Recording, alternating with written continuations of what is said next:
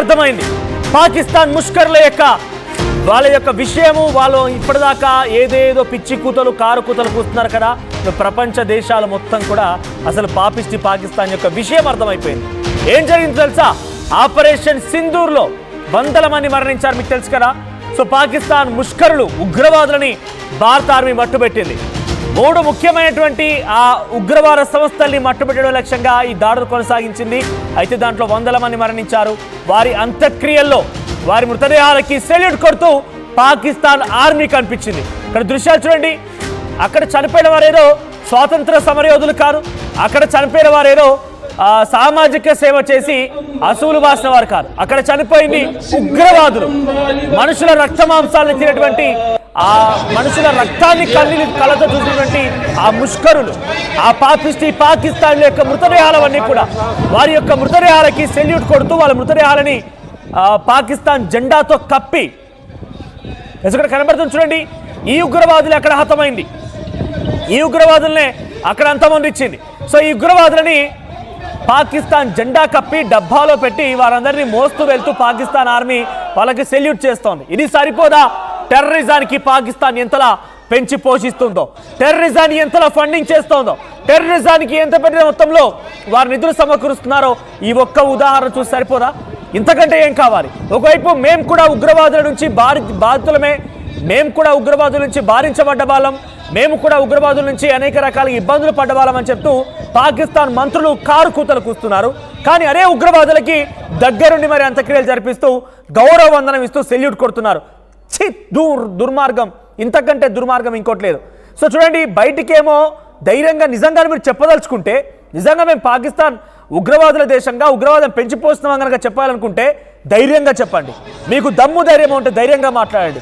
కానీ దొంగ దెబ్బ తీసి పిచ్చి పిచ్చిగా కారు కూతలు కూసి వీళ్ళందరినీ భారత వైపుగా ఉసుగొలిపి మళ్ళీ మాకేం తెలీదు, మాకు అసలు సంబంధమే లేదు, మేము చాలా నీతివంతులం నిజాయితీవంతులం అని చెప్పుకోవడానికి కనీసం సిగ్గు అనిపించాలి. ఎవరైనా చూస్తే తువను మొహం మీద ఉమ్మేయాల్సినటువంటి సిచ్యువేషన్ ప్రస్తుతం తలెత్తుతోంది. పాకిస్తాన్ ఉగ్రవాదుల అంత్యక్రియల్లో పాకిస్తాన్ ఆర్మీ పాల్గొని వారికి సెల్యూట్ చేస్తున్నారు. ఐఎస్ఐ ఆఫీసర్లు సెల్యూట్ చేస్తున్నారు, పాకిస్తాన్ ఆర్మీ చీఫ్ సెల్యూట్ చేస్తున్నాడు, పాకిస్తాన్ ఆర్మీకి సంబంధించినటువంటి సిబ్బంది సెల్యూట్ చేస్తున్నారు. ఇండియాకి వ్యతిరేకంగా నినాదాలు చేస్తూ అక్కడ వారి అంత్యక్రియల్లో పాల్గొంటున్నారు. అయితే ఆసుపత్రిలోని ఉగ్రవాదులను కూడా Pak army senior officer ISI అధికారులు కూడా వారందరినీ సందర్శించారు, వారందరితో మాట్లాడారు, వారి యొక్క బాగోగులను కూడా తెలుసుకున్నారు. ఒకవైపున ఈరోజు ఉదయాన్నే ఈ టెర్రర్ అటాక్స్ తర్వాత టెర్రర్కి సంబంధించినటువంటి క్యాంప్స్ని భారత్ ఆపరేషన్ సింధూర్ పేరిట పేల్చేసిన తర్వాత పాకిస్తాన్కి సంబంధించినటువంటి ఇన్ఫర్మేషన్ అండ్ బ్రాడ్కాస్టింగ్ మినిస్టర్ ఒక ఇంటర్వ్యూలో మాట్లాడుతూ ఏమంటున్నాడు తెలుసా? పాకిస్తాన్లో టెర్రర్ క్యాంప్స్ లేవు, పాకిస్తాన్లో టెర్రర్ క్యాంప్స్ సంబంధించిన ఆనవాలే లేవు, పాకిస్తాన్లో ఆర్మీ ఉంది, పాకిస్తాన్ కూడా స్వయంగా ఒక టెర్రరిజానికి సంబంధించినటువంటి భారతదేశమే.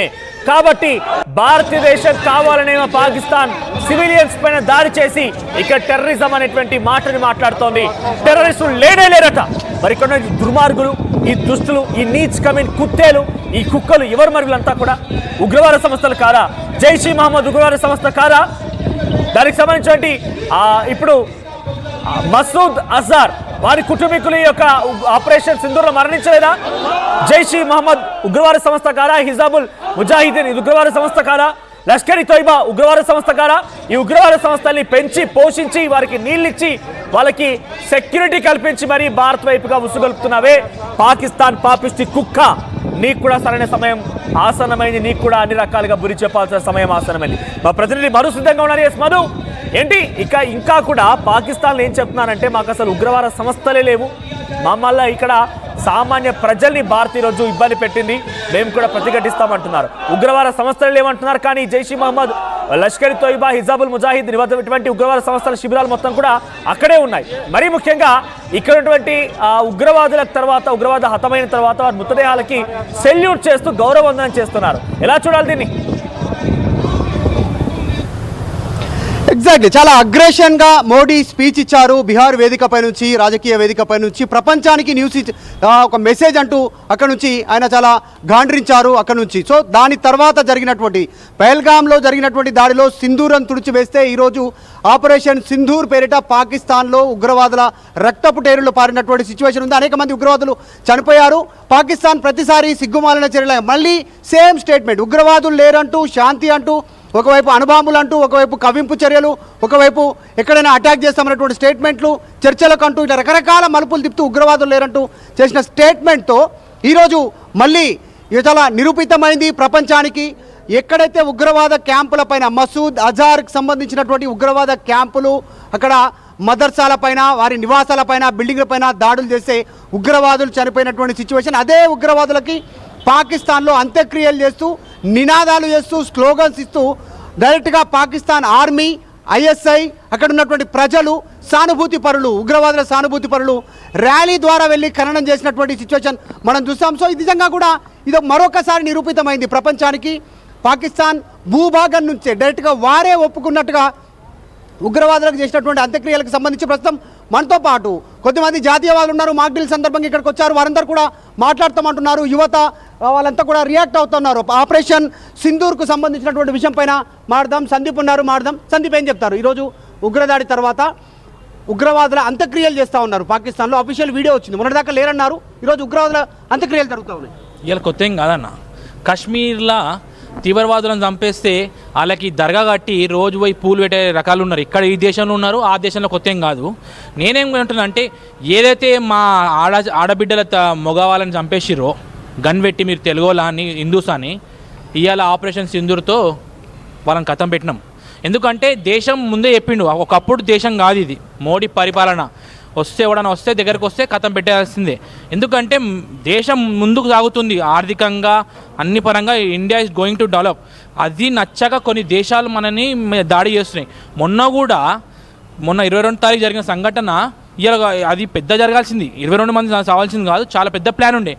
దేవుని దయతో తక్కువ మంది చనిపోయారు, కానీ దాని తక్కువ మంది కూడా ఎట్లా జవాబు ఇవ్వాలి, ఇంకోసారి ఎవరైనా టూరిస్ట్ దగ్గరకు వస్తే ఎట్లా జవాబు ఇస్తారన్నది ఈరోజు నైట్ జరిగిన దాడి ఉందో మోడీ గారు చెప్పారు. ఇంకోటి ఏంటంటే, ఒక గొప్ప నాయకుడు ఉంటే దేశం ఎలా జవాబిస్తారని ఈరోజు రుజువైంది. అభిరాము, మోదీకి చెప్పుకోండి అనేటువంటిది. అక్కడ ఉన్న ఆడవాళ్ళు వాళ్ళ భర్తల ముందు వాళ్ళ కళ్ళ ముందే కాల్చి చంపేస్తే మమ్మల్ని కూడా కాల్చి చంపండి అని ఉగ్రవాదులను అడిగితే, మీ మోదీకి చెప్పుకోండి, మీ దేశానికి, మీ ప్రభుత్వానికి చెప్పుకోండి అనేటువంటి స్టేట్మెంట్. ఎట్లా ఈరోజు సింధూర్ పేరిట జరుగుతున్న ఆపరేషన్ ఎట్లా, ఏం చెప్తారు? ఈ పాకిస్తాన్ కుక్కలు ఎవరైతే ఉన్నారో వీళ్ళది ఇది కొత్త ఏం కాదు, ఇది ఎప్పటి నుంచో ఇది చేస్తున్నది. ఇంకోసారి ఇక్కడ కూడా ఇక్కడ హైదరాబాద్లో, మన తెలంగాణలో, మన హైదరాబాద్లో, మన ఓల్డ్ సిటీలో కూడా చాలామంది పాకిస్తాన్లో ఎంతోమంది ఉన్నారు. చూస్తారు, మనం ఎక్కడైతే వెళ్ళి స్టిక్కర్స్ అతకబెట్టడం జరుగుతుందో అవి వెళ్ళి తీసేయడం కూడా జరుగుతుంది. పాకిస్తాన్ కుక్కలు ఎవరైతే చేస్తున్నారో, ఇవాళ ఆపరేషన్ సింధూర్తోని రాత్రి అక్కడ సూర్యోదయం అయి మోడీ గారు మనకు చూపించారు అక్కడ ఏందో అన్నది, మన శక్తి ఏందో, మనకి సంఘటన శక్తి ఏందో మోడీ గారు చూపించడం జరిగింది. ఇదైతే ఏందో దీనికి మేము అసలు చాలా తీరలేని లోటు. దీనికి ఏమి మాటలు కూడా లేవు. ఏదో టూరిస్ట్కి వెళ్తే మనం అక్కడ దీన్ని తీవ్రంగా మేము ఖండిస్తున్నాం. మేము ఊరుకునేది లేదు. అచ్చేకు చెడ్నానే, బురేకు చూడనానే, దీనికి మాత్రం సమాధానం చాలా గట్టిగా చెప్తామని మా బీజేపీ నుంచి మేము చెప్పడం జరుగుతుంది. ఇంకొకటి